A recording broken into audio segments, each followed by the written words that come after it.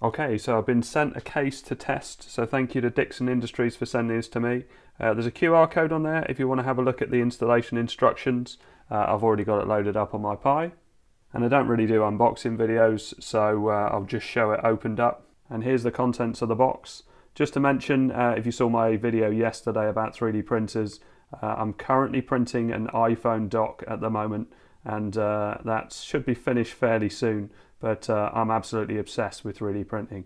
Anyway, the big thing about this case is definitely the heatsink. This heatsink is massive.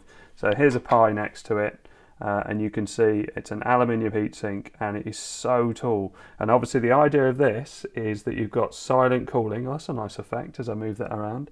I'm a big fan of silent cooling. I use the Ice Tower cooler as my main Pi, and it's just really nice to not have any fan noise at all. Anyway, let's have a look at their website. You can see there's a few other Raspberry Pi products here. So this is for the Compute Module 4. The heatsink is available on its own. There's some limited edition red panels, and also the case that I've got, so minimalist case. So if I click on this one, you can see that it does look very nice. It's a nice stylish case, and the whole idea is for it to aesthetically look nice if you're going to have it with a hi-fi or out on display. Before I build up the case, I'm just going to do a Stressberry test in the normal standard Raspberry Pi case. This is just a silent case, there's no cooling on this at all, and just to see how much difference it makes to have this massive aluminium heatsink. So for these tests I'm using a Kingston SSD with a USB SATA cable, and let's use the same Stressberry test that I used in my paste versus pad video. So it's this one here. Let's copy that, let's open a terminal and paste that in. So the stable baseline temperature is 47.2 and it was 47.7. Okay, so let's have a look at the maximum temperatures that it went up to. Got an 84.7. Yeah, 84.7 is the highest that it went up to. So let's minimize this and copy in this next one, which will change it into a graph. And I can't remember where it puts it. Is it documents? No, it might be in the root. Paste.png. Just see if that's the latest one. Yeah, today. There's the results of that test. Actually 85.2 is the highest it went to. I missed those. Right, so let's put that in this document. Pi official case maximum 85.2. Let's save all that. So let's build the case. I've just given it a good clean with some isopropyl and also cleaned off the CPU. And I'm really happy with how my 3D print came out. So it comes down as an iPhone 5S case. I just need to get an original lightning cable to go in there because the one I've got is a bit too thick. But yeah, really pleased with how it came out, and I like the way you can see all the crisscross through the clear bit. I'm going to use the thermal pad that it came with, but I'll probably use thermal paste in the end. It uses a tiny little Allen key like this one. Yep, that's making contact and there's no movement up and down at all. All of this just snaps into place. And then just the 4 little feet on the bottom. Yeah, very nice. I like the design of that. All the ports seem to be nice and accessible. Sometimes you get the SD card slot isn't very accessible, but this has got a nice big opening, so it's going to be easy to put SD cards in there. Couple of little holes for the lights as well. Yeah, very, very nice. Let's boot it up.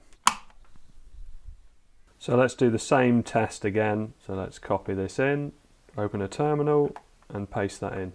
So to wait in the stable baseline temperature again. The 85, it wouldn't really go much higher than 85 on any case or any overclock because it throttles. So basically it gets to 85 degrees and it will throttle back, so the CPU won't be working as hard. That's how the Pi looks after itself, and that's how I managed to do my overclocking test without any cooling. So the Pi generally, I mean, overclock at your own risk, but overclocking is generally very safe. Okay, so 35 degrees and previous temperature 36.5, so already looking very good. Okay, so no doubt it does a great job of cooling the Pi. So under that test, so where we previously got up to 85.2, the highest it got to 57.9, is that the highest? Yeah, can't see anything higher than that. So 57.9 was the highest temperature that it got to. That is super impressive. So I need to convert that to a graph. And let's grab that. So that'll be this one. Pop that on the desktop. And let's open them both up. Okay, so you can see side by side the starting temperature was much lower, and also the final temperature as well. So this was still running at around about 66, 67, but we're down under 45 degrees on the new case. That is, yeah, really impressive results, and I really like the look of it. Super easy to put together. Yeah, a really nice case. Now, on a different day, I did this ice tower cooler test, and so with the heat pad, the base temperature was 42.8. I think I had the heating on. If you have a look at that video, I had the heating on that day, so I probably ought to rerun that test to be fair. But the temperature was a lot lower on this Dickson Industries case, and the highest temperature 59.4, and we went up to 57.9. So it is definitely a very good cooler, and bearing in mind that the ice tower cooler that I've got is in the open, it's on the top of a case and there's nothing around the whole board at all. It did come out better with the paste, so the ice tower cooler is the highest temperature it got to is less than the Dickson Industries, but as I say, it's not an enclosed case, and it's really impressive that this is an enclosed case and they're still getting these results. So thanks very much to Dickson Industry for sending me this case. It is very impressive. I must try it on my Pi 5. Only joking, I haven't got a Pi 5, haven't been sent anything, but if I did have a Pi 5, I wouldn't be allowed to say. But please ask me in the comments if I have a Pi 5, because comments help the algorithm. Thanks very much for watching, please like and subscribe.